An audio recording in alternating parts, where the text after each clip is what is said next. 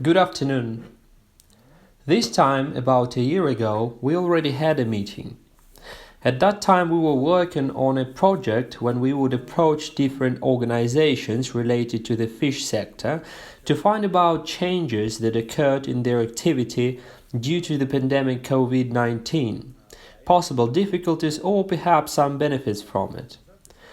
That was a very nice meeting. We had a substantial conversation and the project was a success. It resulted in the proposal by the participants to arrange a similar event, a seminar of legal nature which would elaborate some legal aspects of international law when carrying out business in the fish industry. This topic is indeed the cause for our new meeting. Let me briefly remind you of its idea. The Norwegian and Russian relations in the fish industry are not limited by the national interests of one of the countries. Since fishing is done within the territorial sea of both Russia and Norway, this activity is regulated by the international law. Contracts govern the catch and set out regulations on fishing, transport and landings, interaction between ships during fishing as well as the procedure in case of violations and ship arrests. From time to time, when violations of various types occur, the competence of lawyers of fishing companies is not enough. For these reasons, there are lawyers specializing in these issues. The objective of this seminar is to reveal some of the international law aspects and study particular cases by professional lawyers. Could you please share your point of view on this matter in particular? Speak about main mistakes made by the heads of companies, shipmasters when it comes to doing business abroad, and also examples of how these issues are resolved. I'd like to start by expressing my gratitude for the second invitation. I'm delighted the previous project was successful. Our conversation, in my opinion, should start from the very beginning. I have been working in the fish industry for more than 40 years, and I can assure you that key to successful performance in any industry is a well-structured legal and regulatory framework, that is, legislation.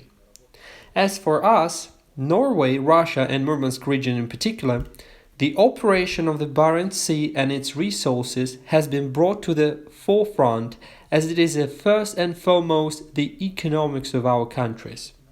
Both Norway and Russia, including Murmansk region, maintain its material wealth from operating aquatic biological resources of the Barents Sea. As I mentioned during our first meeting, we work with Norway within the framework of the three-part agreement between the Norwegian Fishermen's Associations, the Fishing Industry Union of the North, and our association. Within this agreement, we coordinate business of companies from Russia and Norway. The issues you have just mentioned concern us coastal fisheries to a lesser extent. Coastal fishery for the Murmansk region and Russia as a whole is the domestic activity. We do not export fresh refrigerated fish. According to our law, we have to supply fish to the Russian coast and this fish should be fresh refrigerated. Our ships, as you rightly noticed, operate within the territorial sea, that is within 12-mile zone. We also have some ships with technical equipment allowing them to fish beyond 12-mile zone. Based on our experience, it can be said that our ships, which are 22 in total in our association, are the small type vessels of up to 34 meters in length. They usually operate within 50-60 mile zone. The operation of aquatic resources plays key role to us as this is first and foremost the matter of social security because our products with initial processing are of significant importance to our citizens. We do our part and make every effort to sell these products at an affordable price. I can assume that coastal fishery is equally important to Norway. In this case, we find the Norwegian experience in developing coastal fishery very interesting. Because it is no secret for anyone that the main business in Norway when it comes to the fish industry in coastal fishery. Indeed, within the framework of the agreement I've mentioned earlier, we try to adopt Norwegian experience. I must notice that this work is going quite well. We take part in seminars. I have already shown you our agenda for the future, and one of the items on it is supposed to be the improvement of the legal component. As of this moment, there is misunderstanding between us, which, to my mind, is an absolutely normal thing.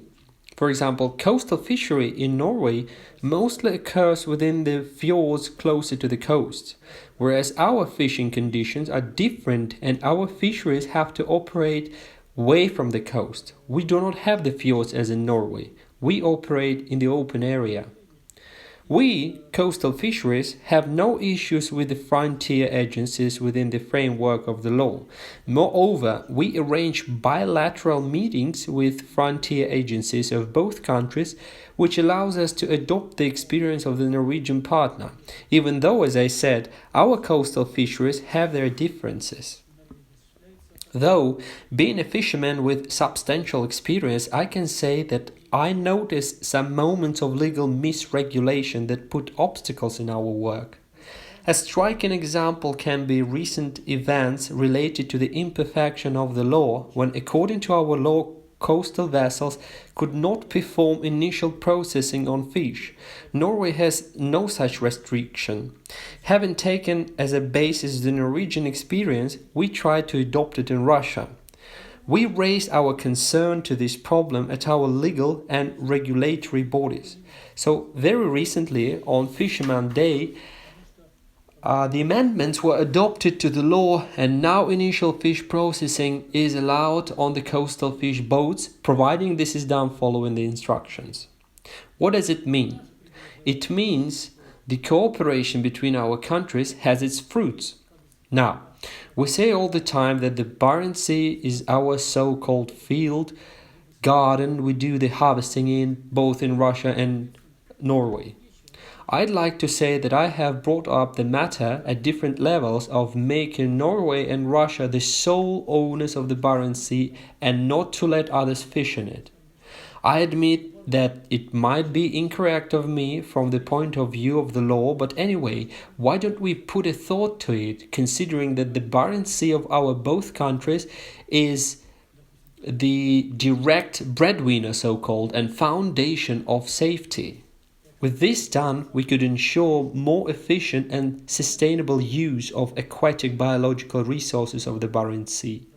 It would give us the opportunity to elaborate uniform rules both for Norway and Russia, because right now we have different visions on how these activities of fishing companies should be regulated.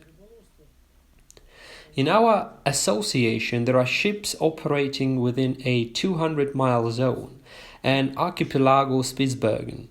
Speaking of which, today the situation is better, but back in the day there was a number of arrests of ships due to misunderstanding on how our ships should operate according to Norway and Russia. These incidents occur due to the fact that neither of countries want to work out a compromise, though we, fishermen, see these flaws. Accordingly, our message is also directed to our managers at high levels in order to improve the situation here and achieve mutually beneficial use of these resources for both countries. I also want to say a few words about education seminars. We use these events to bring up such issues.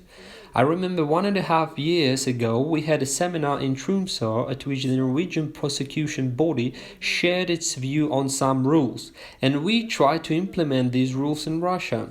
Yes, we admit these rules cannot be implemented in full, but we can adopt them and change them to our reality, which would be acceptable for both parties.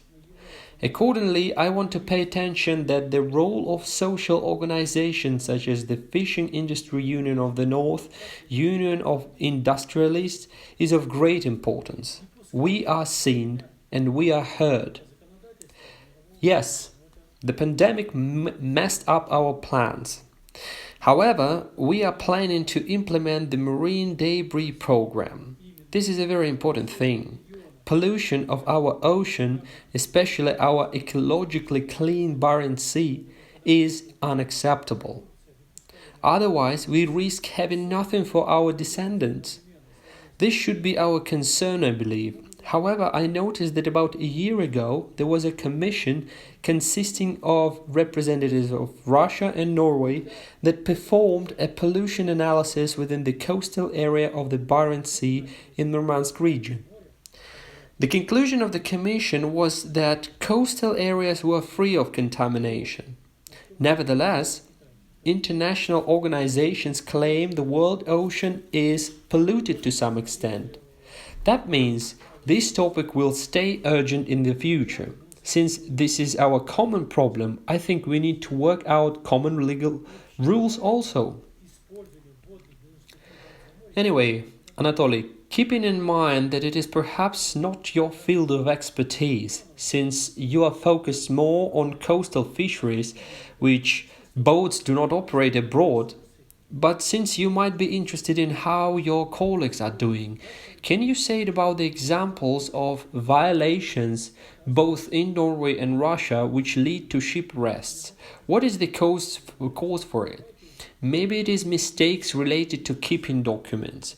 Or if we say that one of the pressing problems nowadays is marine debris, perhaps some companies refuse to do their business on a fair basis. Speaking of what I'm aware of, I can say that large ships are fined and subjected to arrest for fish discards. Also, one of the violations of fishing rules is using fishing gears that are not approved according to the regulations. We had some ship arrests, the cause of which was different visions of how the activity should be carried out within Spitsbergen archipelago. However, today I don't hear about these incidents, and in my opinion there is some friendliness in our relations. Both our fisheries and regulatory agencies have some common grounds with Norwegian partners. Can we say that those misunderstandings about Spitsbergen happen from time to time due to the fact that rules are not clear? Absolutely. The reason is there is no concretization and lawyers have to find some loopholes. But the issues about Spitsbergen can only be resolved at the high level. We can't do it. We can only speak up about it during such meetings, seminars and other events. As I said earlier, our strength is in unity. I believe we will benefit a lot from having such events along with Norwegian fisheries visiting each other. In other words, we should be proactive and not stand aside. So, Anatoly, let me ask you as a person who always tries to see the bright side. Taking into account those changes caused by the pandemic and those made to the plan of events between Norway and Russia you spoke about before, can we say that there is also improvement in international law field and in the future it will be even better? Is it so? Yes, you're right. Let me say more to that. I can see the results now.